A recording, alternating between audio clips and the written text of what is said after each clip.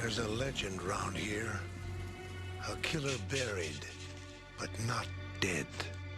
A curse on Crystal Lake. A death curse. Jason Voorhees' curse.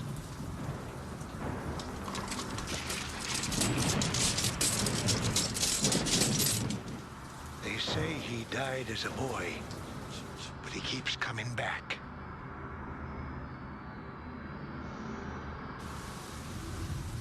Few have seen him and lived.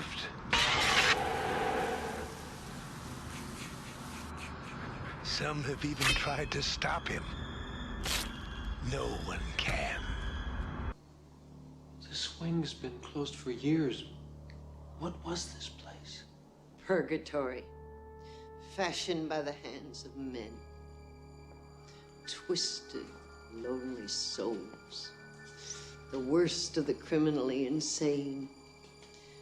We're locked up in here like animals. This whole facility was shut down in the 40s, wasn't it? Some sort of scandal? A young girl on the staff was accidentally locked in here over the holidays. The inmates kept her hidden for days. She was raped hundreds of times. When they found her, she was barely alive. And with child. That girl was Amanda Kruger. Her child, Freddy. The bastard son of 100 maniacs. Some say he was murdered, though no body was ever found. You said something before about laying him to rest. You must find the remains and bury him in hallowed ground. I met him 15 years ago. I was told there was nothing left. No reason, no conscience, no understanding, and even the most rudimentary sense of life or death, of good or evil, right or wrong. I met this 6-year-old child with this blank, pale, emotionless face and the blackest eyes, the devil's eyes. I spent 8 years trying to reach him, and then another 7 trying to keep him locked up, because I realized that what was living behind that boy's eyes was purely and simply evil.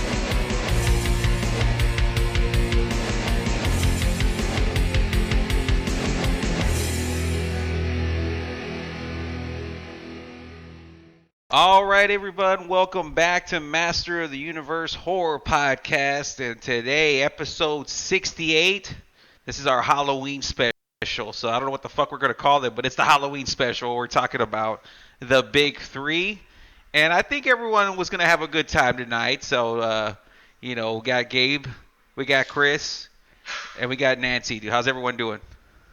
Doing great. Yep, doing great, too. So, Halloween, Friday the 13th, and A Nightmare on Elm Street, dude. Right off the bat, I'm going to start off with old Christopher J. How do you rank those franchises, dude? And then Gabe, and then I'll go. And then we'll talk about beer and bitches.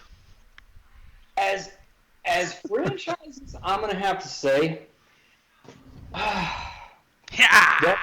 definitely my bottom one is going to be Friday the 13th, and I'll give you my reasons later. But and not that I don't like Friday the 13th movies, it's just that's number 3 of 3. Top one, it was tough. It really was. But I'm gonna have to go with Halloween because I got to give it to him staying relevant even in the year 2021. Nightmare on Elm Street though is number 2, but it's a close second. Those are a lot of fun movies. Freddy and his personality, his charisma, sometimes the jokes, although some of the movies went too ridiculous with the jokes, but overall, Freddy is a character that makes those movies interesting. Not the quiet, silent, like Gabe once said, R-word, character just quietly hunting people down. He makes it interesting. And Gabe, how's your ranking of the franchise before we go super deep into detail about everything, man? I want to know how everyone stands first of all. Well, I have fun with Friday the 13th. That's always that's always been a classic. I mean, when I first started watching the movies, I started off knowing that it was Jason. I knew nothing about the mother until later on. I was like, oh, so it started off with her. Mm-hmm. But now I'll go with Friday the 13th. Nightmare on Elm Street, because that's just great creativity. That's like good imagination for the kills. And then I'll have to go with the whole silent killer thing with Michael Myers. He's cool. He's creepy. But those are for like my rainy, mellow days that I just want to chill and relax. So I usually go with the Michael Myers. So that's usually like my third choice. But those are my top three: Jason, Freddy, Mike. Yeah, I got my ass over last weekend whenever we went to go see Halloween, and I was like, wow, finally a really good like Halloween movie, because I like the last one, but there wasn't enough action in it for me, the 2018. And the other ones are kind of slow. I enjoy them still, but they're more like scenic than anything, rather than like just a fucking ripping everyone to shreds like Jason does. But this last one was really over, and I was like, man, Michael's so good. But coming back and rewatching a bunch of clips and rewatching everyone, I have to say, like, the films, as a franchise as a whole, yeah, the ones I enjoy watching the most is the exact same order is Friday the 13th number 1, Freddy's number 2, only because nowadays the only films I'll watch are the first 3. The other ones I don't really care for, but they're so good. And then Halloween, I probably like more Halloween films than Freddy films, but I like Freddy more, so that's how I have them. So yeah, and the same thing with me is I didn't even watch any Jason growing up. Like I really didn't watch any Jason films. Like I had seen 1 or 2, but I really didn't get them as a kid. I was like, oh, fuck all this. But when it was like in the like 2010, I'm like, let me check out this Jason shit. Like I had gotten a horror revival for all the old school things, and I really got into them, especially 2, 3, and 4. I couldn't believe. I was like, I didn't like these films. Is there any film that y'all, I don't know about Chris, but maybe Gabe, that y'all maybe didn't like when y'all first saw it, that y'all had a rewatch and you're like, oh shit, this one's really good from any of the franchises? Or those? Yeah, definitely. Like one of them that I just thought was flat out dumb, and I just didn't.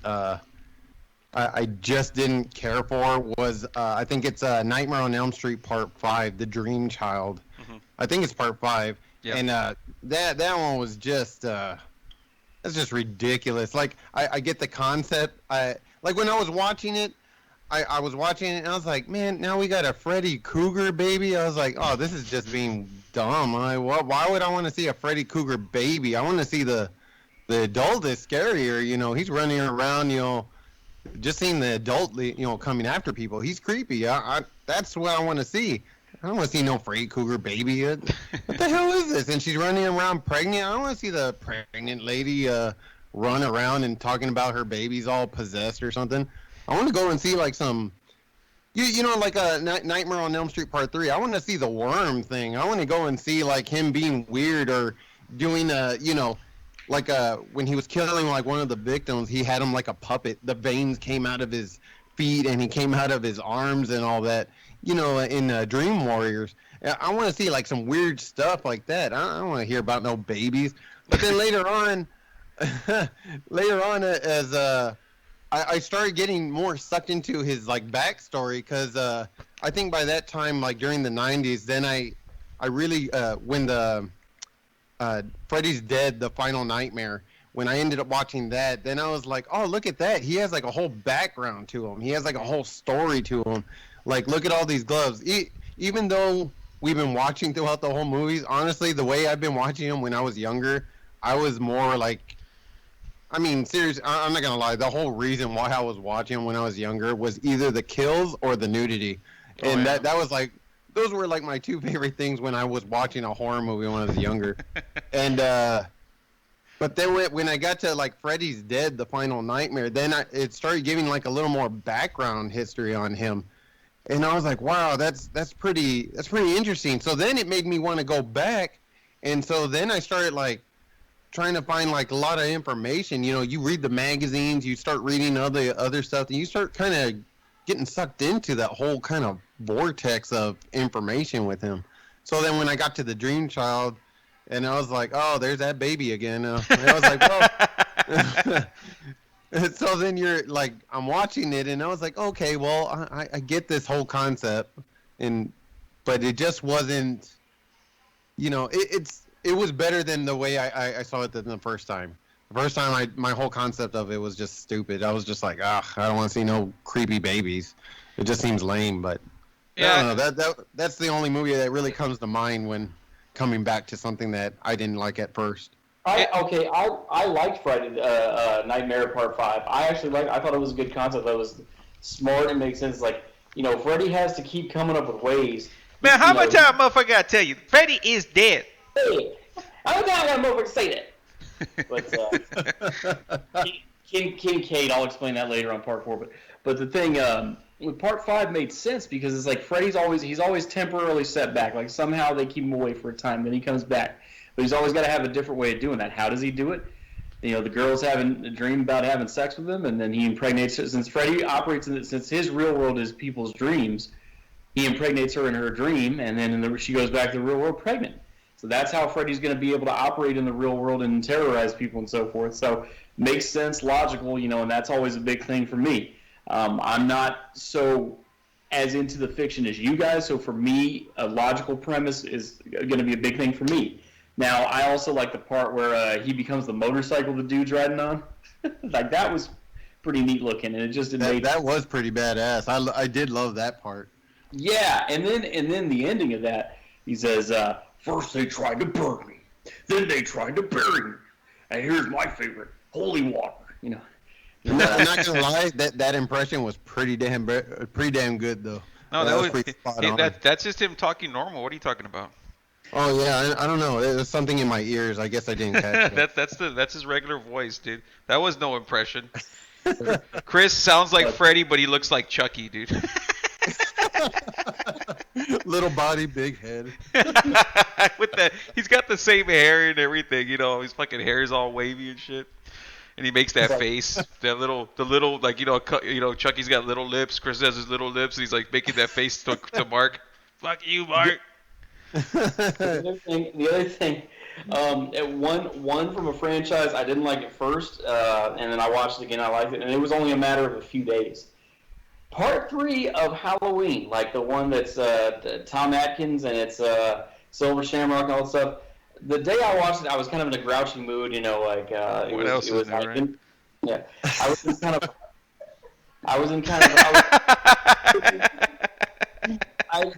was non-injury training at the time.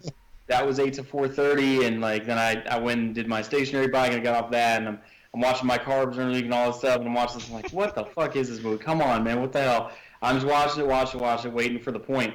But then, you know, I watched it again on a Saturday, and I was like, this is a really good movie. And like, so it made me wish that they had continued with that way of doing Halloweens, where it's a different type of story each movie, but released every late October. But they went back to Michael Myers by Part 4, and that's fine. But you know, I would have liked to see them do a couple other things too.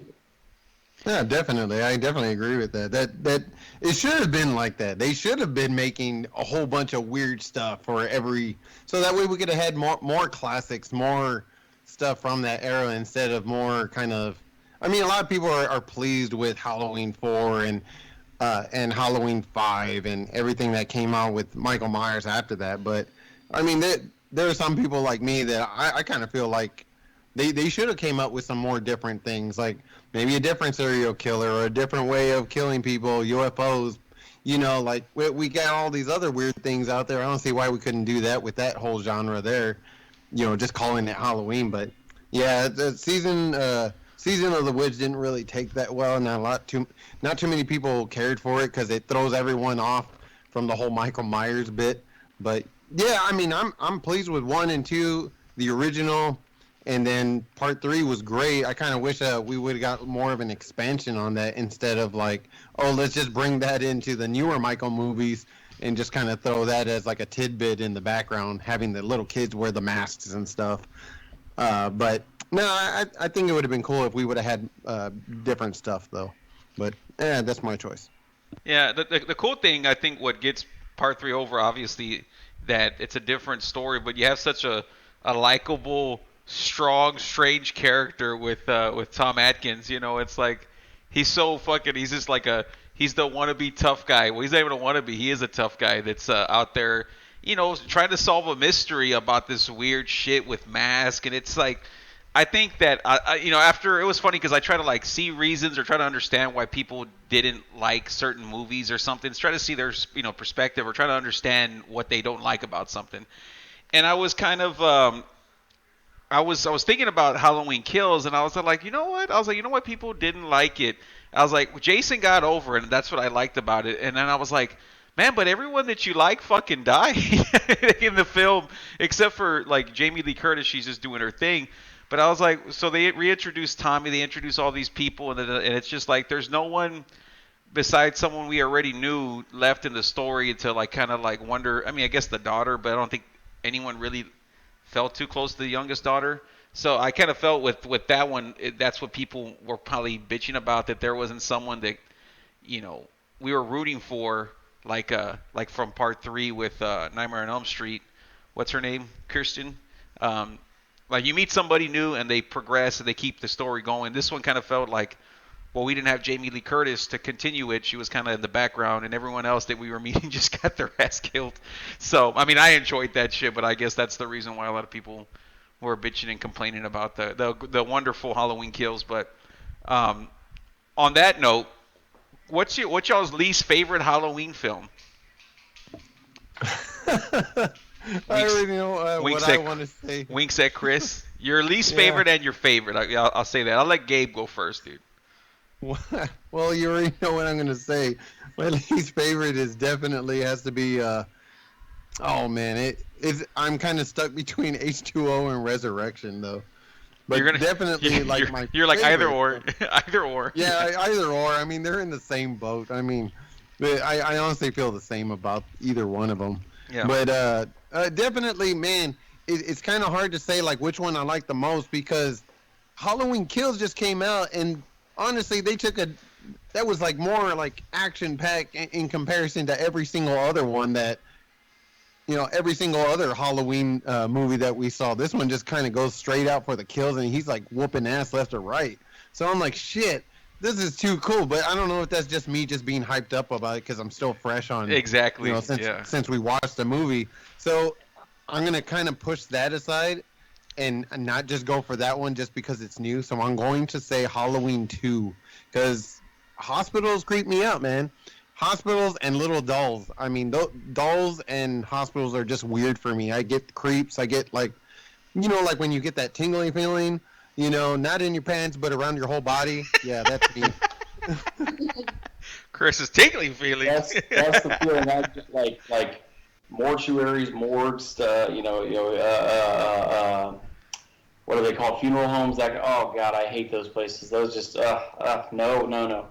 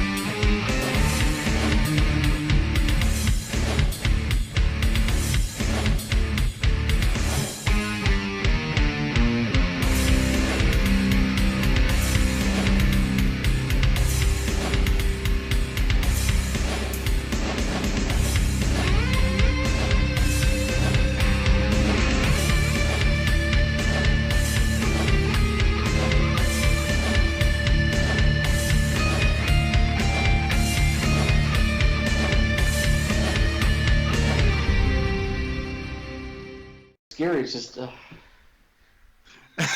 He's all out of breath. He's all, I can't do it. I can't do it. I'm not even gonna try. Okay. What's your favorite and least favorite from Halloween, Chris? The franchise. I know you haven't seen the Rob Zombie, so just so folks know that. Yeah. I deliberately in my list. I deliberately left the Rob Zombie ones out, like you said, because I haven't seen them. I saw clips of them on the reviews. Oh, you actually made a ranking list of the franchise, right? I did. All right, let's hear it, dude. So you want me to go over Halloween? Yeah, just give us your ranking from your least favorite to your favorite, dude. Sure. Least favorite Halloween is going to be Resurrection. Okay. Second least favorite is going to be Part 4. Okay. And I kind of had a good revelation come to me, looking into it. That one was done by a European director who did European sensibilities and style in an North American horror film. So it's kind of not what we in America and Canada are used to for a horror film. So hearing that kind of made it. I was like, I knew there was something I didn't like about the style of it, and I just couldn't put my finger on it. It just didn't appeal. Now I get it. Part 5 is number 8, and I didn't hate Part 5, but it's just there's just better ones. Number 7 is going to be Halloween 2018. There's just a lot of. It's filmed well. It's done well. Resolution. They have good original cast. Jamie Lee Curtis, so forth. It's just. There's also just a lot of dumbness to it, but I mean the story plays out well. So I can't. It's 7, but it's not like an I hate it 7. 6 for me is going to be, you're going to laugh, but H2O, because I thought it was a logical ending to the Michael Myers story. She changed her name, moved out to California, had a son, all that stuff, and now he somehow found her and followed her all the way out there. And now he's hunting her and the children at the school there. Makes sense. He goes after teenagers, and now he's going after Sister Laurie. It makes sense. And then the way she killed him in the end. But they had to be cute and do that, freaking, Return of Optimus Prime stuff. Except the difference is people wanted to see Optimus Prime in 1987 come back to life. No one cared about another Halloween movie into that. They just did not. From that same line, that same continuous storyline, no one was asking for it. Nobody cared. Part 6 is number 5 for me. And again, just because these movies are done doesn't mean I hate them. It's just you just get better and better. So Part 2 for me is number 4. Part 3 is number 3. Halloween Kills. That was fantastic. Now, I'm hearing people say that there was different reviews on it. It's like your review of it was better if you saw it in the theater versus if you watched it at home streaming, maybe you weren't so keen on it. I don't know. But I got to say, if nothing else, it was badass just for seeing it in the theater. And it was a good story. And they brought back a lot of good characters and good kills. So, no complaints. Of course, the original, the OG, you always got to give the OG number 1. Well, you're my number 1, Chris. And you are the OG, so it just makes sense. Yeah, Part 1, Halloween Part 1, I mean, the first time I saw it, I just loved it. I thought it was great. So did you see it when you were like younger, or you just saw it when you got older? I don't know about that one. I don't know. I saw it in recent years. Okay. Friday the 13th Part 1, I did see parts of as like a teenager because they would show it like on, I think it was TBS, or TNT, but... Yeah, no, I was like, I can't imagine 10-year-old Chris, seeing Halloween on TV or something. He's running with scared. a blanket around his head. He's all there in the dark watching the damn movie. I only even knew, okay, I mean, you're going to laugh, but I only even knew that there was such a movie as Halloween with Jamie Lee Curtis in it because the movie, I'm sure Joe, I know you've seen I'm Gonna Get You, Sucker. Of course, yeah. They're standing around like they're about to have the confrontation, but then they're standing there joking about movies. What's that we're doing? Halloween! Fucking I know you weren't baptized in horror the way I was. Like my dad, back then, I've told the story before on the Freddy 5 podcast, but I'll say it again just to get everyone over. Is that like we had a few VHSs when I was like 5 years old, literally, and I barely knew how to to 4 or 5, you don't know what the fuck you're doing. You can barely read. At least my ass could barely read. I don't know. What's the age you're supposed to start reading really good, Chris? Well, my nephews were doing algebra when they were fucking 3, Joe. So Yeah, probably I'm guessing 3rd grade. yeah, so like I was like I'm like algebra. There you go. 3rd grade. Yeah, I was like 5 or whatever, 4. I was probably 4. I was better. Yeah, better. I think it was about 4. I just put on like a VHS because I saw the Freddy 5 VHS, and like me like already kind of like crazy because I was already watching Predator and RoboCop and shit like that. I was like, oh, this looks cool, and it just so happened to be the scene where Dan turns into that motorcycle gimmick where the shit's going through his hands and Freddy's just yelling, ah, and I just start screaming, and like I guess my dad sees me like putting the VHS on, so he hides on purpose. I freak the fuck out. And oh my god, I'll never forget how scared and like, being like, wow, man, I'm never putting that shit on again, But yeah, it was funny, man. I have always been into somehow or another into horror, even though that scared the shit out of me. It was kind of one of those things to where like, when I was like 10, I'm like, or 8, or however old I was like, oh, I'm gonna watch Freddy 4 and 5. I'm a man now. And it was funny because I would watch it in my room alone. I would just put the shit on, and I'm like 8 years old in between video games and Mega Man, and then I'm watching it, and like my parents would be like, "Hey Joey, we're gonna go and to do the store or whatever, right? We'll be right back." And then I'm like, "Shit, I shouldn't have been watching this if they're gonna leave me here by myself." So I was still a little chicken shit once they left. You're all questioning yourself, and it's like maybe I should be watching. Parenting? I don't know. I'm gonna run with it. Yeah, so be right back. We're over here. You're like, wait a minute. I just watched Freddy. You can't just leave me here. The fuck's wrong with you? But for me, my favorite. I was thinking exactly like Gabe was like, oh man, maybe it's the whole new movie kind of deal. But yeah, I mean, fucking Halloween Kills is probably one of my favorite slasher films, period. I mean, it does everything that I wanted. And Michael, as far as just all the previous films, is really good. My least favorite, probably. The thing is, I don't remember the Rob Zombie ones too well to really say like, oh, it sucks because of this and it sucks. So I can't really, judge them if I don't remember it too well. But I guess you can probably guess why I don't remember it because I didn't like it too much. But I just remember the second one being kind of over the top, and a lot of people praise it for being like weird and shit. But I just remember, Rob Zombie. I just remember, Michael walking around like a homeless guy and not really doing much, and it just seemed like stupid to me. So I'm gonna go with the 2000. What year is it? Like 11 or some shit, or 2009 Halloween 2? Yeah, I think it's it was like 07 and 09. Yeah, 09. So I'm gonna go with that one. I mean, yeah, H2O sucks, Resurrection sucks, but at least I can laugh at them. This other one I didn't even laugh at, so fuck it. Let's talk about Jason, man. What do y'all want to talk about with Jason? Oh man, I kid you not. On Jason, Friday the 13th Part 2 is definitely like a number 1, for me on my list. I mean, I had Halloween Kills on my first list, but as a number 1. But like we were talking about, that movie's so new right now, it's kind of fresh on me. So honestly, but before that, I mean, as far as like a good slasher film, like.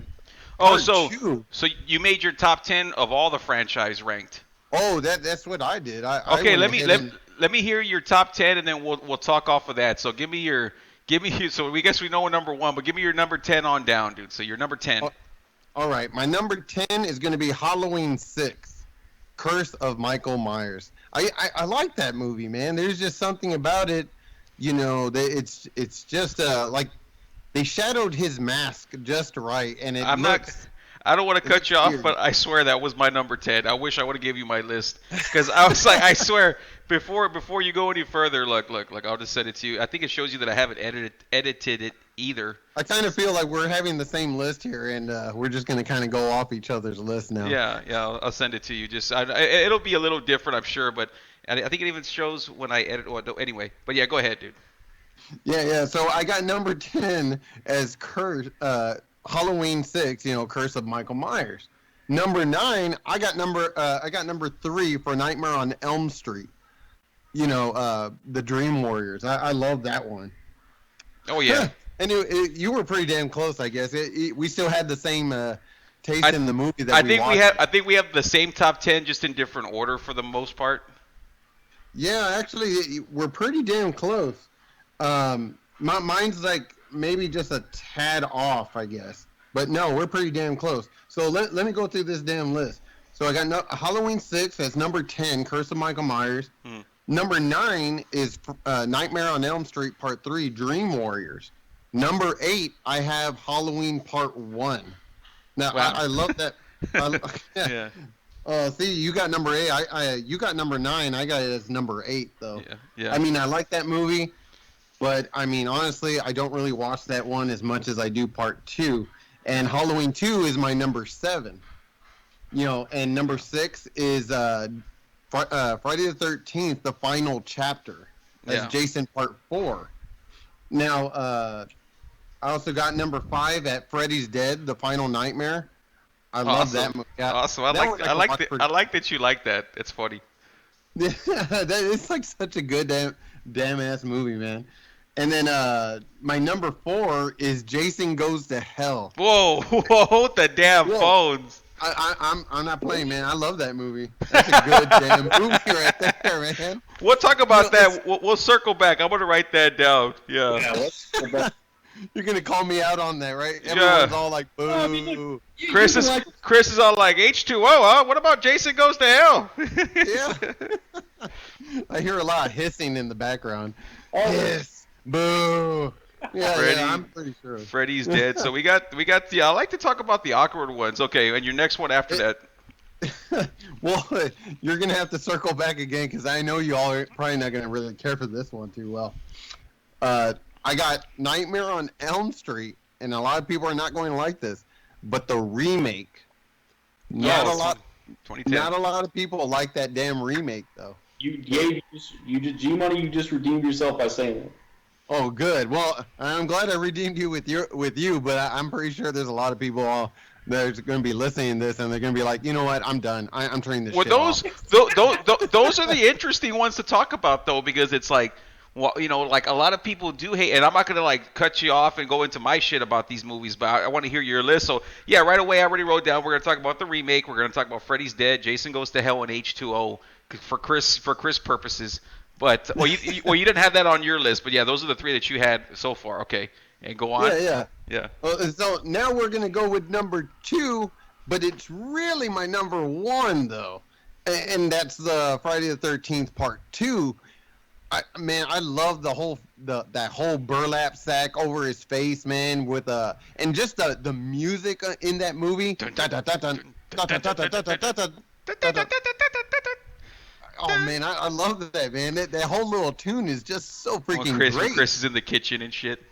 Yeah, he's getting ready to make a sandwich, and he's like, da, da, da, da, da, da, da. And then, of course, like I said, my number 1 is Halloween Kills, but honestly, everyone could just kind of chalk that aside because it's fresh on me right now. So I'm all hyped up about it. Yeah, no, that's so awesome because you see my list. I mean, just we're gonna go, Chris. I don't know if you made if you have a top 10, but yeah, for me, number 1's Dream Warriors. Like that's one that, man, it's just so the vibe, the fucking they never did Freddy that way again. Where you had talked about where it's so creative with he's doing with the puppet stuff. Love that shit. Halloween Kills.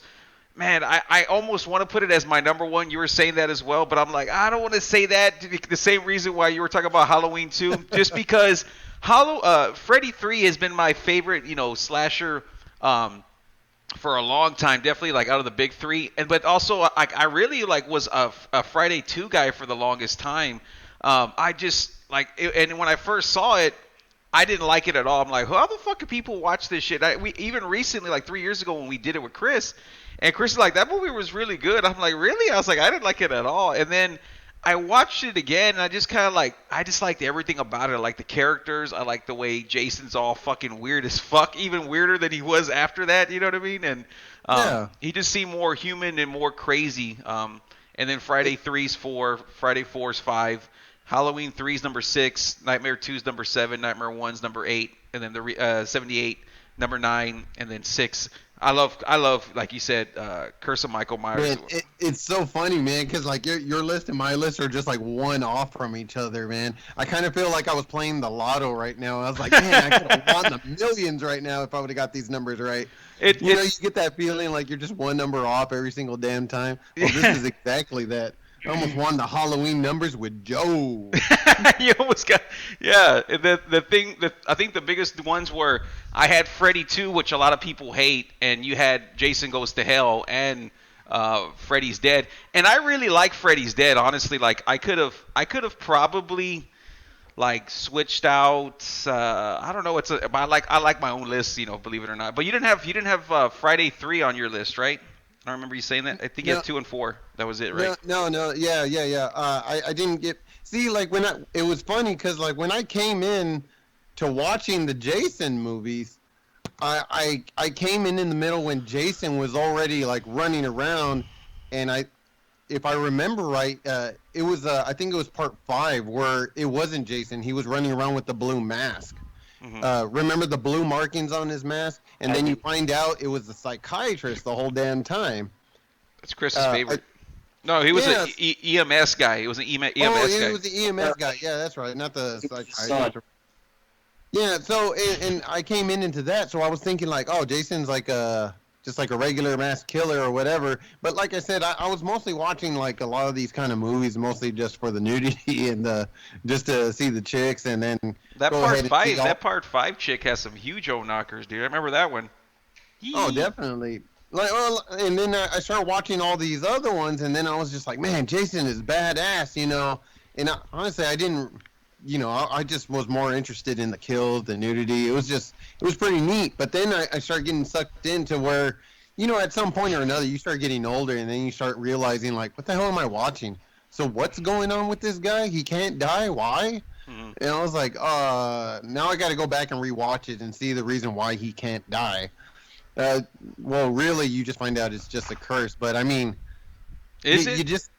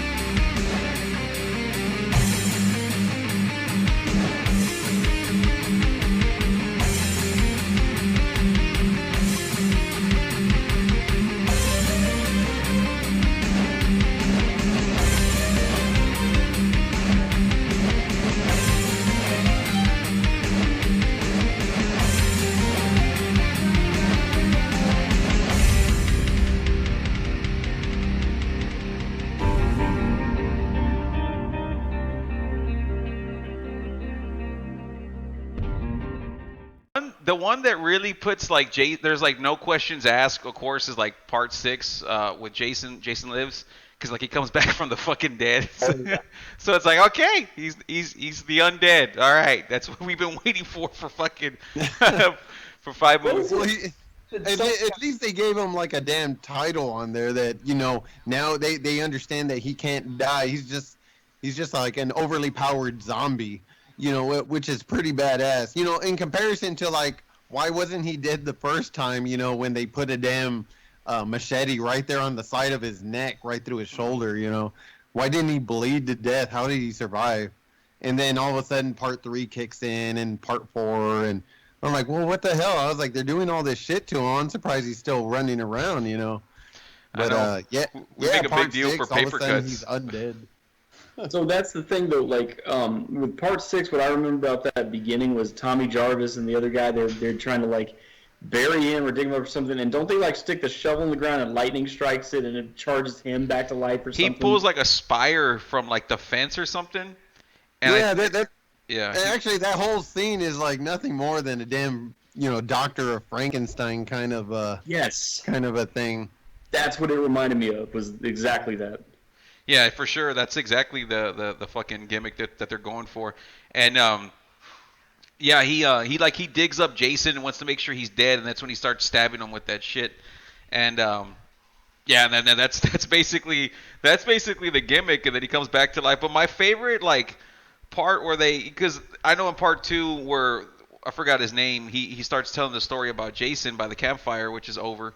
But my favorite like little intro was, I think part 7 is the one that's 7.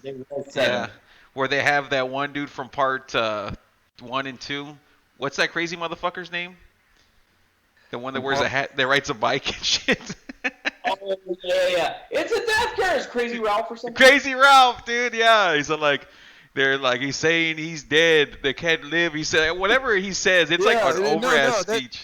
That is a badass intro, too. He goes like, and they say he's down there. Yeah. Waiting. And I'm like, oh, Jesus. I was like, this guy does a good voice there, man. He's pretty creepy.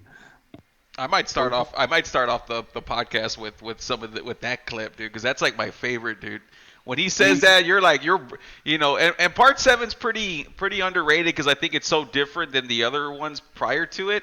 But it's a whole lot of fun, dude. You know, it's a whole lot of they edited a lot of the deaths and shit, but it was cool. They did a good job, like with all that like shit like that intro. You're like, man, imagine if they would have done that for like part 2, 3, or 4 or something like that. It'd be fucking amazing, dude. Because those ones had like real low quality everything, low quality film grain and shit. Yeah, definitely. I honestly felt like it would have added like an extra little kind of texture to that whole film. I mean, if y'all, I don't know if y'all even remember, but remember, even Kevin Bacon wasn't even in the damn movies too, and he got his ass killed. Yeah, in the first one, and I was like, you know what, man, I would love for them to go ahead and do like another, kind of bring Jason back in a more newer, updated movie, and have Kevin Bacon, just kind of not reprise his role because he died in the other one, but come back and just kind of have like his own little tidbit, like side appearance or something. I think that would be pretty neat to bring in some of these original actors or actresses from the original films and kind of bring them back. I think it would be something to look out for, something fun. Yeah, for sure. Like, was it Genie from part 2? Like, yeah, all those. They're. I mean, because they're like all the hardcore fans like of horror, like the most hardcore of fans. Like, I don't think there's too many. I guess it's like an 80s thing, but there's not too many like 90s films that people are like, they'll go crazy and go to all the conventions to see people. But those 80s fans, for those like as unwell known or not as much money as they, the money that they didn't make, like Reanimator, like people like that are hardcore horror fans, they love those actors and all those, actresses and all that. Fucking Barbara, what is her name? Barbara Crampton, I think. But yeah, I know those people. The demand to have them in like newer films like that, it would be fucking great. Adrienne King from the first one, that plays the first, the final girl. Yeah, first final girl of the franchise and all that. And did Friday the 13th come out? Oh, they came out after Halloween, right? They came out in 80, and then 78 or 79 was Halloween. So Halloween was October 78, and then Friday the 13th was. I want to say that was August of 80, but it was actually filmed in 79. And there's even like a tombstone of someone that says 79. 69. Ha ha ha ha. So, some Billy Madison shit. Yeah. So what's the deal, man? So what's the deal on this Jason Goes to Hell? I was just gonna ask you that. I was just gonna ask you, what the fuck do you like about Jason Goes to Hell? Because I remember from me and Chris, well, we'll let you say your shit, but me and Chris did that review, and it was one of those like 20-minute, 30-minute reviews, and I was like telling Chris, like, hey, we'll just talk about everything that sucked about it, because I don't know if there's anything good that you liked. And like that was one of our... That's not even fair, because I wasn't even there to defend the damn movie. Well, we can revisit it, but the thing is, we got, I remember that one, we got a good solid 30 minutes on that one. Now, the one that was like not even 30 minutes, we were just shitting on it the entire time. Jason X, right? Yes. Don't tell me that was close to cracking the top 10. Well, I'm going to go ahead and point out some of the cool things about Jason Goes to Hell, which a lot of people were saying that movie was crap. And I mean, that movie is pretty damn badass when I first saw it. First off, when you go ahead and you heard about the new Jason movie, the new Jason Goes to Hell movie that came out, you know what was awesome And I hadn't even watched the darn thing yet. You know what was great when I went to Blockbuster to rent this damn thing? The damn box cover. It had a steel-ass hockey mask with a freaking worm going right through the damn eyes. And not just like a worm. I mean, this thing was like a demon snake worm. That thing was fucking gross. And I was like, Jason and whatever this thing is, I gotta see it. This is fucking weird. So I already got excited just looking at the damn box art. And, you know, me loving art and everything, that was fucking cool. Whole box is all red in flames and everything. That shit was cool. The end of the damn movie, and everyone's going to be like, yeah, we get it. The Freddy's glove coming out to grab the damn hockey mask when freaking Jason, you know, they killed him by the way of, like, only through a Voorhees he can die. So, of course, you know, a blood relative ended up turning this whack-ass, you know, little pocket knife into a badass, you know, hell dagger and send his ass straight to hell. But by the end of it, while everyone's walking towards the sunset all happy, it was fucking cool because his mask was just laying in the damn dirt. Well, guess what comes out of the damn dirt? It's Freddy's glove. That was like the first glimpse of actually realizing Freddy and Jason are in the same universe. So, honestly, the idea behind that was that they were trying to already bring those two sons of bitches together so they can start fighting. And I was like, oh shit, this is it. We're going to throw it down. Coming next year or the year after that, I don't know, but they're going to come out with the Freddy versus Jason. Man, I was looking at magazines. I was looking at all kinds of shit just to see when this thing was going to come out. Yeah, we didn't get anything for like until what was it, like 1998, 99, or 2000 or something? Jason versus Freddy was 2003. 2003? Fuck, yeah. Yeah, it was fucking a long-ass time. We didn't even talk about that one. Oh, man, that's a fun-ass movie, too. But even then, I mean, that's not on my... So you're like, your whole Jason Goes to Hell thing is like the poster and the fucking Freddy, the connection with Freddy that got you over to that's well, what you're telling me? Oh, okay. I'm not even done, man. I'm just getting warmed up. Oh, man, there's like so many cool things about this movie. So... The Necronomicon? This is small and insignificant, and probably nobody would really care, but I thought it was fucking funny as shit, and I fucking wanted to do it. In one of the scenes during when Jason, well, it's not really Jason, he took over somebody's body, but the body ended up impersonating Jason or whatever, Demon Jason, showed up to this burger restaurant. I mean, before that, you know what they were doing? They were celebrating because that town was like celebrating Jason. So you know what the damn cook was doing in the back? He made little hockey masks out of hamburgers. And I was like, oh, that's the fucking shit. I was like, that is fucking cool. I like that little hamburger hockey mask. Oh, man, how come no one does that shit? I was like, yeah, I'm going to start doing that shit. That's fucking cool. Yeah, it didn't really work out because my damn hamburgers kind of shrank on me, so they look like little puddles of, you know, things. So yeah, it didn't turn out very well. So I was like, I gave up on that. But I like the way it looks in the movie. And then you had the badass bounty hunter, where he was like just such a badass throughout the whole movie. You know, he ends up getting huh? He was, yeah, Duke. What's his name? Man, I forgot that guy's name. The black dude, the bounty hunter. Yeah. Creighton Duke. Oh yeah. That's right, it was Duke. And so this guy gets arrested and he's thrown in jail, and the hero or the love interest in the damn movie is also thrown in jail, and he's trying to save his baby mama. So he's all, man, I gotta get out of here. He's all freaking out. He's all, man, I gotta get out of here. And Duke is all like, ha, what are you gonna get out for? Oh, I'm gonna save this girl. Oh, seriously, I got some information, and there's only one way to take down Jason. What? You know how to take him down? Oh, just tell me. He's all like, well, it's going to cost you. We're stuck in jail. How the hell am I going to pay you? Well, he's all, give me your hand. He breaks his damn knuckle. And I was like, oh, man, this guy's sadistic, man. He wants to go and start breaking knuckles. So he gives him a little piece of information. And he's all, what else? Come on. He's all, no, that's going to cost you some more. Are you serious? He's all, yep, give me your hand. So he breaks the next knuckle. Oh, god damn it. It was just like kind of nerve-wracking just kind of watching him, like kind of cringy. And then he goes for the third one, but he's all, this one's on the house. You took the first two. That's cool. Why break your whole hand? So then he gives them the third one, and so they end up making their plans to go ahead and get out. And he turns the table on the cop, and they break out.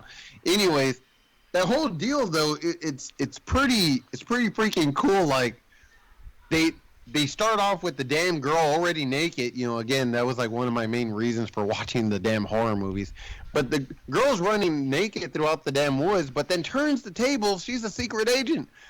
They're like, why not take down Jason? Which they should have done in the beginning. They should have had a whole army of freaking police officers just ready to blow his ass up. But no, they all treated him like he was undead. But no, they took it seriously, and they said, you know what? We're going to blow his ass up. They dropped like a bomb on Jason. Man, see, you're just going to have me go through the whole damn movie, man. I just get all excited about it. You're like, and then I remember seeing that and like, man, who is this super fine ass bitch? She was like all fucking in shape and like you never like that was like that's how you knew you were in the 90s. All of a sudden the chicks were not just like just there. They were like, God, you could tell there was a few plastic surgeries and shit, So see some of the scars. Yeah. So, yeah, I mean, you had talked about Curse of Michael Myers and Freddy's Dead. I think Chris, you like those like both also. They're like, I mean, for the majority, people do hate those, but aren't you a fan of those two films as well, or no? Okay, so Chris, can I interject real fast on No way, no interjecting on this podcast. But go ahead. Jason Goes to Hell. Again, what was wrong? I'll just say real quick what was wrong with that. And I mean, I know it was a thing where what was it? Was it Universal or New Line Cinema had just bought it from Universal or something like that? But they didn't get the rights to the character. They got the rights to Jason Voorhees, but they did not get the rights to the character Tommy Jarvis. So that's why they had to make up that dude who got impregnated the like a cousin or niece or something of Jason Voorhees. Yeah, some relative. Yeah. Yeah, and like they had to use that guy as like this, kind of other, kind of character that's like Tommy Jarvis but isn't him because they couldn't get the rights to that character, even though like the deal had gone through whatever. But I guess that was part of the fine print, devil's in the details. So that sucked. And then they used the guy they used to play Creighton Duke was like you had the guy that played George Washington Duke in Rocky V. Like I think that would have been a better Creighton Duke.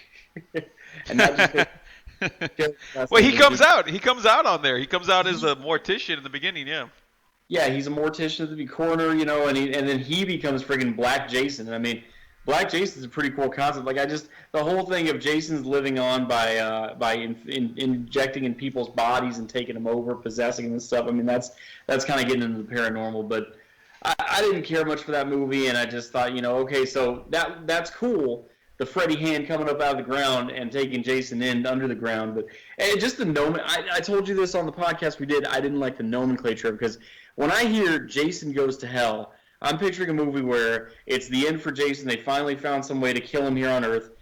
He dies somehow and goes to hell, and it's him rummaging through hell, either being terrorized or terrorizing people in hell.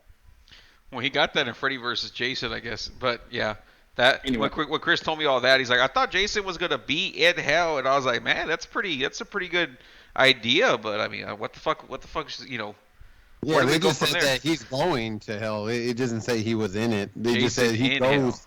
Yeah. We didn't say when.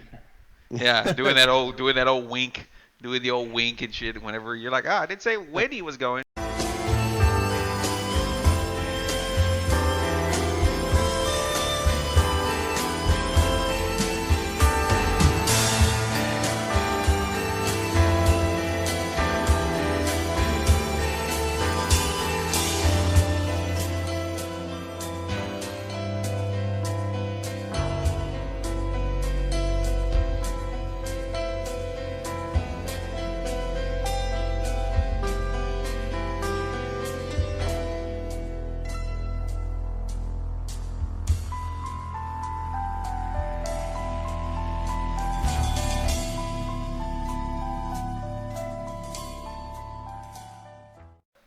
The 6, you said I liked which two now? Freddy's. I was like, were you a fan of like Freddy's Dead and Curse of Michael Myers? I don't think you were a fan of Curse the way I was because that was one everyone was shitting on, and I was like, I had never seen it up to like a year and a half ago because it was just kind of like one of those ones where like 4 and 5 are completely different than the first 3. So I was kind of like, after seeing 4 and 5, I was like, I don't really expect much from part 6, right? And then I watched part 6 and I was like, it's got that atmosphere where I like that. It's over the top, but again, I like that shit. So I actually did like Curse of Michael Myers. I like that. It's just like that's just frightening. Like the idea of he's in control of this. Like, well, yeah, you had it like your number 5 or something, right, on your list over 4 and 5. Yeah, I did. It's because the concept of it is magnificent. Like he's the leader of this like evil cult, and then he's all the sacrificial cult, but then he's also runs this like hospital scientific lab, and all the doctors like answer to him and shit like that. And then the dude, I forget the main dude's name. I forget his name, but he's like running down the hallway trying to avoid Michael Myers. So like that's fucking frightening right there. That's like a pursuit chase kind of thing. I mean that was Tommy Doyle, Phil Rudd, or Paul Rudd. Paul Rudd. Yeah. Paul Rudd. Yeah. Yeah, I liked him, in that film too. He seemed kind of weird and shit. I mean, I understand it doesn't make a whole lot of sense. It was just fucking Paul Rudd walking around with a baby at the train station, and I'm like, how often do we see train stations? So I thought it was funny. With that, I thought, doesn't he have like a podcast too in the beginning? Right? He starts off, he's talking on the radio. Oh, he's calling into the radio station. That's right, dude. Oh, there you go. See, he's all like, "Oh, I know Michael Myers. I was there." And then you hear the radio people. They're all like, "Oh, we got another nutcase." I was like, "Damn, Paul Rudd and your every ways." Every time Chris calls into AT&T and shit. Oh, he's back again, folks. The nutcase. Laurie Strode's daughter's Dr. Loomis. If you can hear me, it's all over the radio and shit. Oh yeah. It's isn't it Jamie? It's supposed to be Jamie, but she's like 25 instead of like 15 or 16, whatever age she's supposed to be. At that point. Yeah, because she grew up in that one, and so she ended up. So basically, Michael ended up. They ended up taking. I don't know how they did it, but they took his sperm and stuck it in her. So now that's his. Now he's like a dad, uncle, right? Something like that. He's like a dad uncle or something like that. So now he not only is he going after her, which he succeeds and ends up killing her, killing Jamie, but then he goes after. Now he's after the damn baby. He's all like, I gotta. The whole point of that whole 4, 5, and 6 thing is that it's like a whole cult thing. So he has to eliminate his bloodline. For the reasons is like some kind of Native American tribe because the aligning of the zodiac signs and all that. Yeah. So it's got him motivated to do that. I was just thinking, I was like, how the hell did you even get the sperm from him? I was like, that's pretty sick. The star pattern is like thorns or something like that. Yeah, that was his cult line or something. The Thorn cult. Which I thought that goes back to part 3 with Sam Hain pretty well, so I thought that was pretty cool. Yeah, well, again, like that, the whole part 3 doesn't really match up with the other ones very well either. But I mean, part 3 was pretty badass though. I did enjoy that. But yeah, coming 4, 5, and 6, they didn't really. I don't remember them making any kind of references towards part 3. They just treated it as like if it was just never there.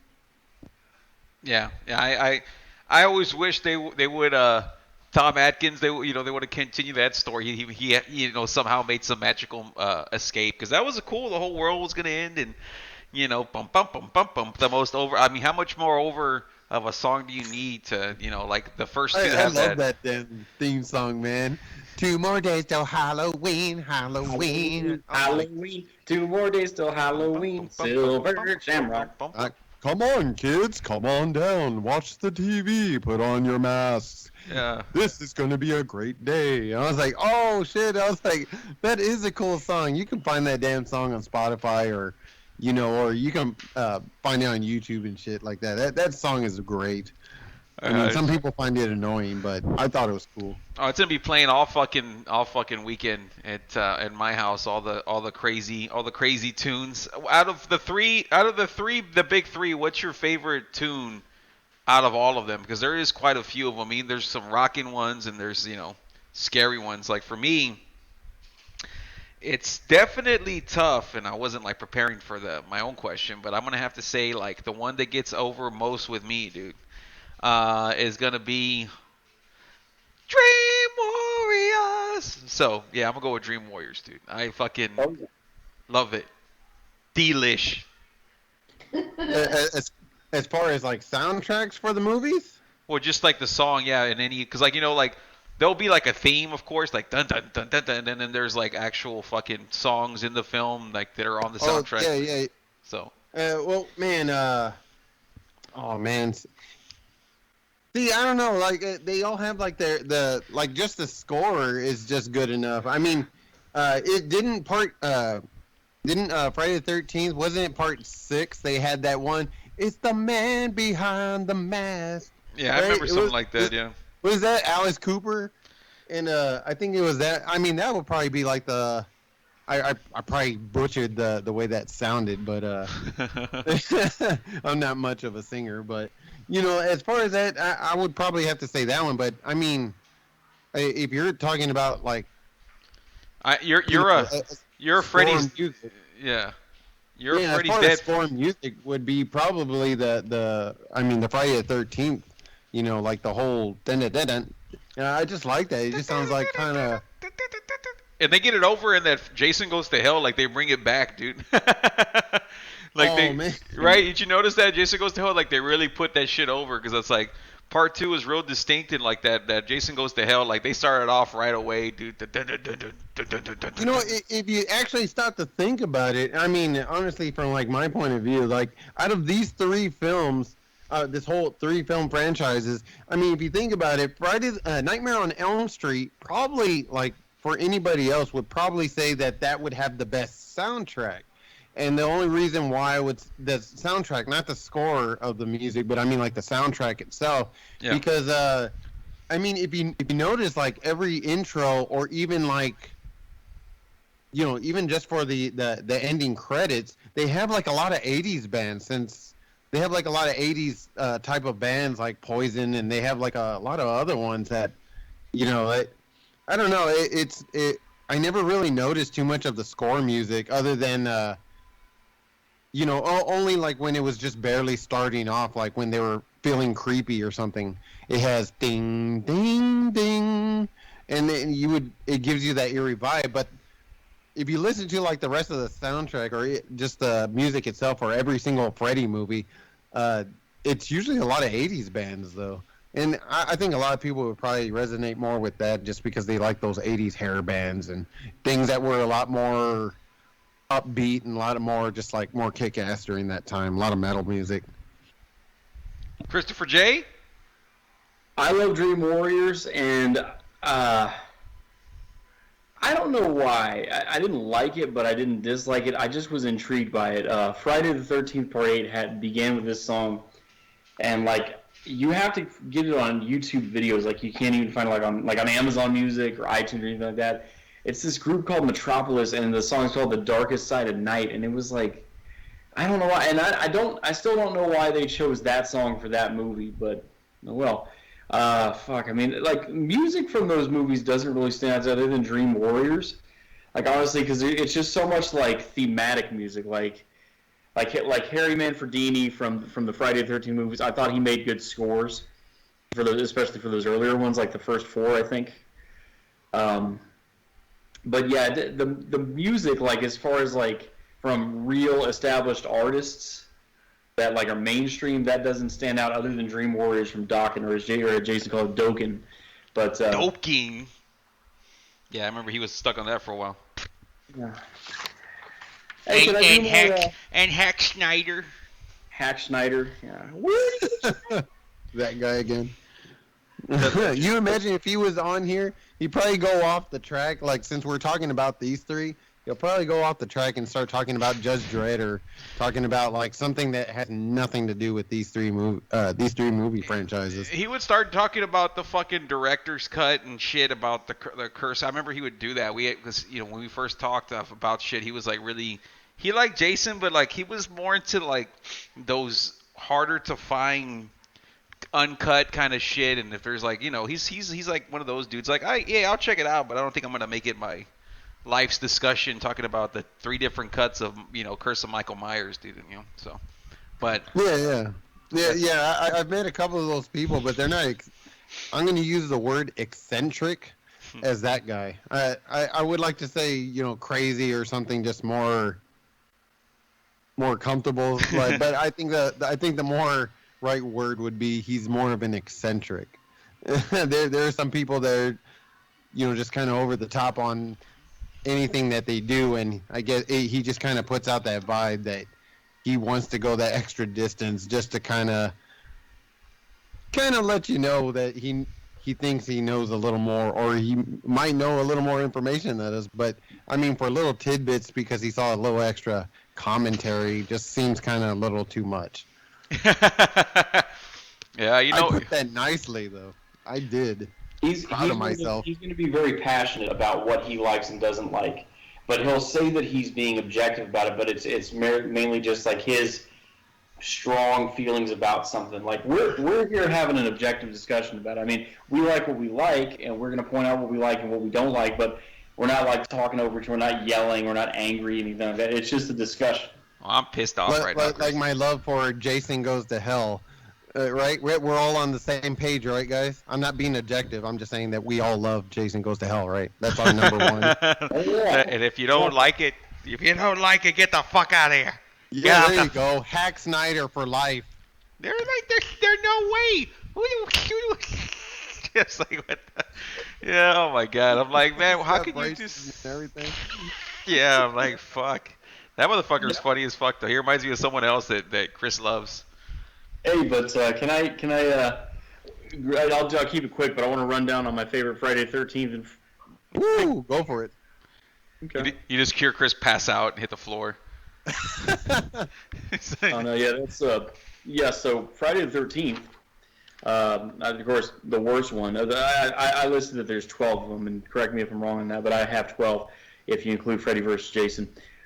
Jason X, absolute garbage, stupid movie. Don't know why they made it. Jason X. I'll tell you if I agree with. Yeah, I think that's I agree with that shit. It is dumb, but I will watch it from time to time just out of sheer boredom. And then I'm like, I question it a lot of the times. Like, I even question myself, why the hell am I watching this? Am I sane? Am I sane? Do I like torture? Yeah, so I go and take Tylenol, and then I realize, like, oh, I wasn't feeling well. Let me go ahead and turn this off. Chris, sorry, Chris. Go ahead. And then number 11, I'll keep it quick. Number 11, Jason Goes to Hell. Good concept, just not the best execution. Number 10 is part 5. I just, and Joe remembers when we did the review, I just thought it was annoying and silly and that kind of thing. Number 9 is part 6. Not bad.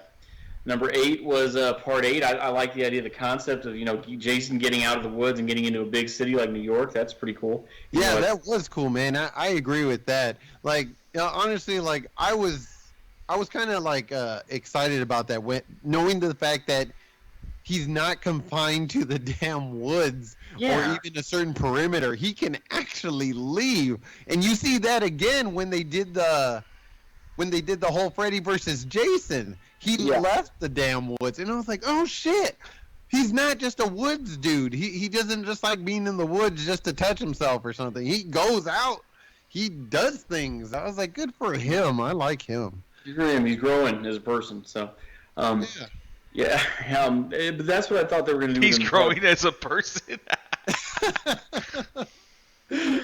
That's what I thought they were going to do with him in part 4. They made it look like that, like he's lying there in the corner, mortician room and all that stuff, and they're looking at him and they're banging on that counter and all that stuff, and then he wakes up and kills them both and gets out there. And I'm thinking he's going to go to suburbia and start haunting teens the way Freddy did. Nope.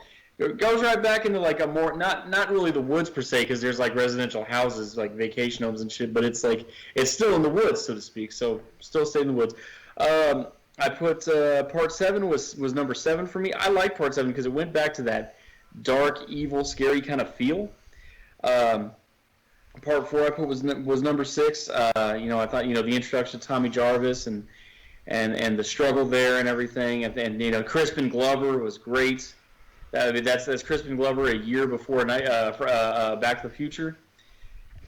Part 3, because that's where he first gets the hockey mask, even though I thought the ending was stupid with the, I loved it. Best ending ever. I like that Goofy, man. The Goofy victim, the one with the afro. Or he's not the afro, but Shelly, he was yeah, wearing that Shelly. silly mask. Shelly with the Jufro. Shelly, oh, I like that guy, man. He's funny as shit. I like that. And he's all like, man, I'm just playing around, just trying to play some pranks. Nobody likes me. Well, no shit. You keep fucking scaring people, man. Leave them alone. I'm You know, just be saying, normal. bro. He starts talking You know like what? that. He was a tough badass when he went and backed up and he ended up hitting those bikers' bikes with his damn little fucking car. His little not the doom buggy. Yeah, the Volkswagen. There you go. And so that was cool. It said, I wish that he wouldn't expose himself and showed his freaking face. Like that should be later on. Like that's what. Who remembers the Inspector Gadget cartoon? Remember the villain? Yep. Claw, yeah. Dr. Yeah, Claw. Dr. Claw. Saw his face, and here I am, 4 years old, not understanding how shows and entertainment works. Is the mystique of not seeing someone's face keeps you interested because you're hoping one day you'll see it.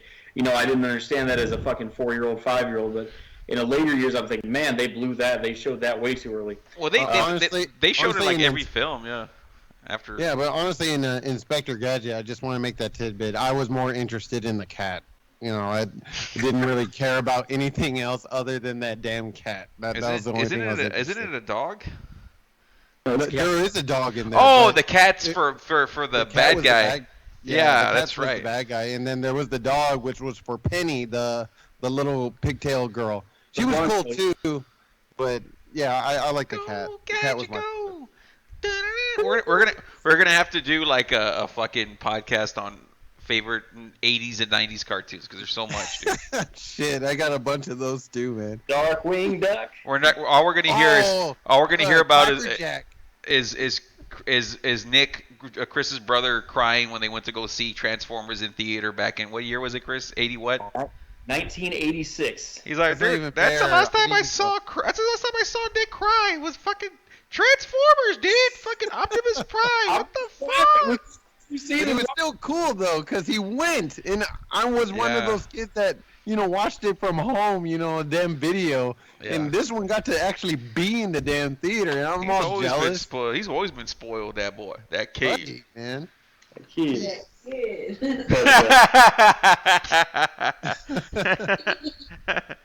I'll keep telling that kid.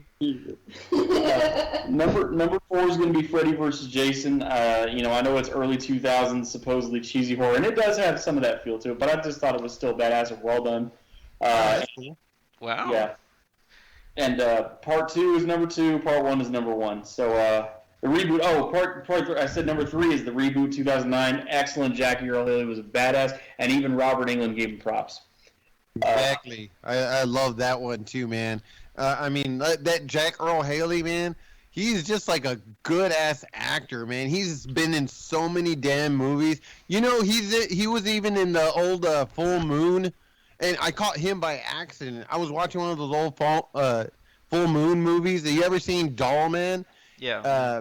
He's like one of like he's actually like changed up. He was so young, man. I kid you not, he looked like a damn teenager, and I was like, shit, that can't be Jack Earle Haley. I was like, no way. And I had to look that shit up, and yeah, that dude is like I think he was like a victim or something. I caught him by accident though, and man, that dude, like, I love his deep voice. This is what pulls me in. Everyone's like upset about, oh, Freddy was all CGI'd in the face, and oh, they made him actually do stuff to the kids and not just like murder them like the original movie. I'm like, hey man, just chill out. I like the damn actor. The movie's cool. I watch it from time to time. I like that damn that actor is like so cool, man. I love it. Like when he gets pissed, he makes his voice like so deep where it just when he's when you talk about Freddy when he's telling him he's like please, he's all like, can you bring the dead back to life? I didn't fucking think so. Exactly. And then the damn girl, was it the girl or the guy? Oh, I think it was the guy. He's all like, oh, this isn't real. This isn't real. Oh, it's real. Yeah, I'm real. I was like, oh, Jesus, calm down. I was like, this guy's already scared, and you're trying to add, kick him while he's down. No, I thought he did a great job. I thought that the only things wrong with that film was I didn't like the way Nancy portrayed Nancy just looked like she was like uninterested in the film. You know, winks Yeah, at Chris. She's just like fucking, you know, like I don't know. It's just like, what are we doing here? Like the original Nancy had some kind of fire, but she just didn't seem like oh yeah, she's the one that's gonna get the job done. Like I didn't believe that in her part. And then yeah, the CGI, it's like hey, can we use some practical effects? But everything else, you know, I would have liked for them to use Quentin's dad, Quincy, what's his name? Whatever. That he's from Shawshank Redemption. He's the SpongeBob SquarePants voice. Him. SpongeBob of all characters. Yeah, the SpongeBob, the Mr. Krabs, that guy. I forgot his name. Yeah. You know what I'm talking about, right? Him. Well, I was like, why wasn't he he should have been the sheriff? I think in the movie he was like some kind of counselor or something or principal. But it's like, why couldn't he be like the John Saxon character, like be the cop and be fighting for? I thought that would have made the movie so much better. Like just him being in there was great, but it's like, hey, let's use him in better spots rather than Quentin, get in the car. Like what's that? You should be John Saxon, you know. So I had those problems, and I was like, man, they had the right idea, just wasn't executed properly. But no, I don't hate it. I think it's better than most of them. You're so right though. That girl was like so not interested. Like she just did not want to be there. I kind of felt like she was like on Zoloft or something. You know, she was handling some kind of depression. I was like, what is she listening to, man? She's listening to just some like emo band, just hating life. And it sucked because they made her an artist. And I was like, oh man, now you're going to portray damn artists, you know, like as we're all depressed. Yeah.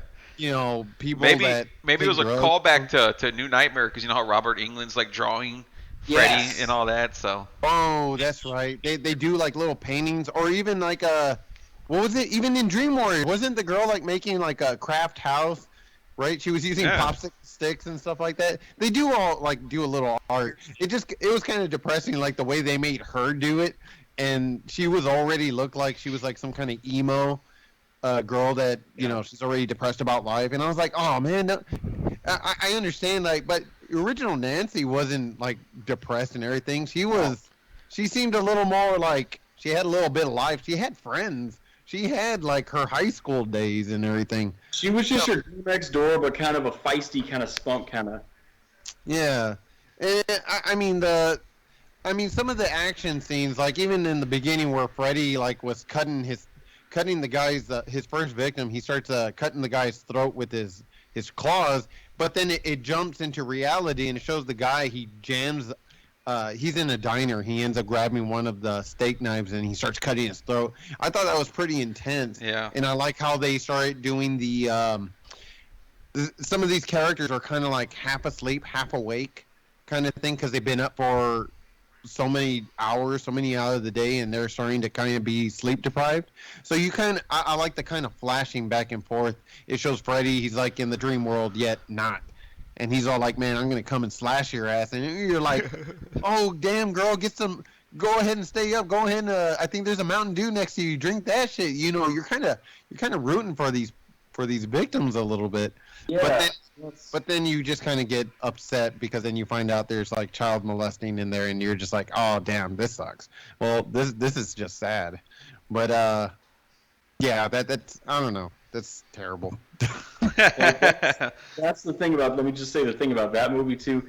If you watch that movie at night, yeah, you're gonna have to stand up and kind of stretch for a little bit, and then sit back down and watch it, because that middle part, there's a long stretch in the middle of it where like you will be falling asleep because you're thinking about these people being sleep deprived, and the movie slows down so much. And between those two things, I started dozing off every time I watched the middle part. But Chris, you doze off for everything. What the fuck are you talking about?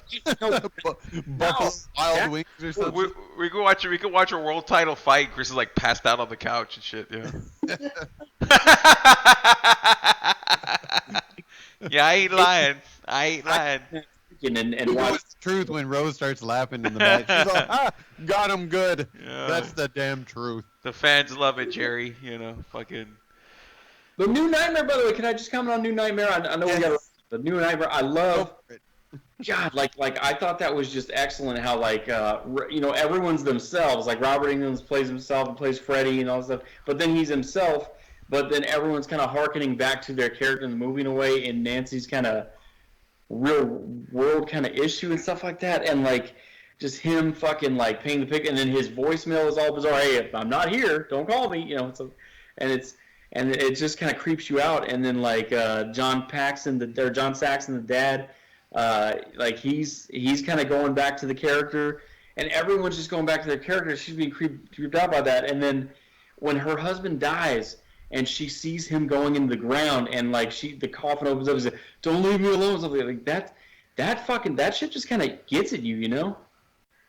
So in that respect, all that shit was so well done. And like and then it has kind of a Clarence giving the the Tom Sawyer book to George Bailey moment where she gets the thank you for freeing us, like the director. Oh, at the very end, I fucking hated New Nightmare when it first came out. I loved it. I was like, oh, it's dark and all that. But then I went back to it. All you have is Miko Hughes, what's his name, and just yelling his ass off the whole time. Ah, Rex! And I'm just like, they kind of they started off okay, and I was like, okay, this is gonna be good. And it's still a good intro, but then where they take it, like Chris likes to say, and like, oh, where it goes, I'm just completely uninterested. They should have. It's kind of like 2010 where they had like a lot of good stuff going, but they didn't execute it. Like I thought Robert Englund should have been in there a lot more. I thought Freddy should have been in there a lot more. He's like hardly in there. It's all just, she's getting phone calls. We don't see anything, and we see Freddy. I think we see the glove in the intro. We see him drag Chase in his casket, and then his big appearance is like when he's killing the fucking babysitter, like way, way far into the film. So it didn't even feel like a Freddy film. It just felt like, I don't know what it felt like. Like they were, I don't know. Go ahead, man. Yeah, let me go ahead and just say this, and I'm pretty sure a lot of these people are probably that are listening, they're probably thinking like, there's only one thing we want to hear from you guys. Well, what do you want to hear? We want to know, who do you all think would win in a Royal Rumble? Oh, man, that's a big question. Chris? Chris? Well, man, that's tough. I mean, Jason prevailed in Freddy versus Jason barely, but he did. Fucking Michael Myers. I mean, God, that man, dude. I mean, the strength and size definitely goes to Jason. That's for sure. The athleticism, the raw athleticism with Michael Myers, but then even Michael Myers came Freddy, because Freddy just is all over the place. If he can actually be in the ring, because the ring's in the real world, you know what I'm saying? Well, Jason's come back to life just like Freddy, even though Freddy's not real, but Freddy's died in the real world when he's there. But I like what Gabe said the other day when we were talking about like what we're gonna talk about as far as that. He goes, "Yeah, man, Jason, he don't give a fuck." So I'm gonna go with Team Jason, dude. He's just fucking ripping people apart, and if he dies, all it takes a little thunder to get his ass going again. So, or lightning. So, Jason all the way. Yeah, I mean, man, there's like so many ways to look at it, but yeah, honestly, like Jason don't give a shit. He's just pissed off. He just wants to start slashing people. And honestly, Freddy's kind of hard to kill. You can kill his ass, but as long as someone's thinking of him, but we all know that Jason doesn't really think, so there's no returning for Freddy. And Michael Myers, we saw him in Halloween Kills. I mean, he's just like a regular dude. He just happens to be like, just motivated to kill. And he can stab Jason all he damn wants, but I mean, it doesn't really make a damn difference. Now, some people are probably going to put up the argument, well, look at Freddy versus Jason. Freddy was whooping Jason's ass. Well, he was whooping ass, and he did get interference from the victims. But honestly, I mean, if you kind of think about it, Jason was already kind of half-ass asleep already, because he got his ass injected with those, those kind of like a sleeping aid, those serums that Freddy put in his neck. So he was already kind of half weak ass already. I mean, so Fred kind of got the jump on him. Why they made Jason bleed when he was getting slashed up, I don't know. Maybe that's just chunks of meat and goo from his insides coming out. But I don't know. Either way, I really feel strongly that Jason all the way, he's just gonna whoop ass. First person going down is gonna be Michael, unless he's one of those people that, or what he's been doing throughout the whole damn movie series is hiding. So he's gonna hide somewhere, wait till they all kick ass, and whoever's left standing, then Michael's gonna go in, sneak in, kill, and just like, okay, well, I'm just gonna ram his ass with a damn truck or, do something ridiculous like blow his ass up. So he might watch from afar, but well, Michael's the only one that could drive a vehicle, so he might have to jump on everyone now that you think about it, dude. I guess someone's been giving him lessons. He's just running over all the motherfuckers and shit. Yeah, definitely. So I guess I go with Jason. I don't know. What was your choice, Chris? What did you choose? I'm probably going to go with Jason, just because he won against Freddy, and just because we don't have to worry about him being able to operate in the real world ring. So. Yeah, definitely. Honestly, we already got all their we already got their weaknesses. Michael is just a man. Jason just pretty much just find something big to knock his ass out, or do something tremendously bad to him where he'll just fall back asleep, or put his ass to sleep. Apparently, he's susceptible to those little serums. And then, Freddy, bring him out in the real world, kill him, and then just try not to think about him ever again. I mean, that's pretty much. I mean, that's man. Those are tremendously hard, things to do though if you're in those spots. I mean, honestly, I can't really say I would, survive any of those guys. But if I had to choose one to go up against, honestly, I pretty much want to take my chances probably with Michael Myers. I kind of feel like I have a better chance with that guy than the other two. Oh yeah, because you can I know Jason walks, but I mean, you could probably hurt Michael a lot easier than any of everyone else, dude. And Freddy runs, so fuck all that shit. Yeah, definitely. Well, as long as he's not hiding, I'm pretty sure I can harm his ass pretty good. Start beating him up like on Freddy 6 with a baseball bat, like Chris. No, I'm gonna bring an iron, man. I'm gonna bring an iron and an ironing board and go whoop his ass. Fuck. Well, I hope everyone enjoyed the Halloween special. I think next year we'll probably do another big three, and not this big three, but it'll be like just to get Gabe over.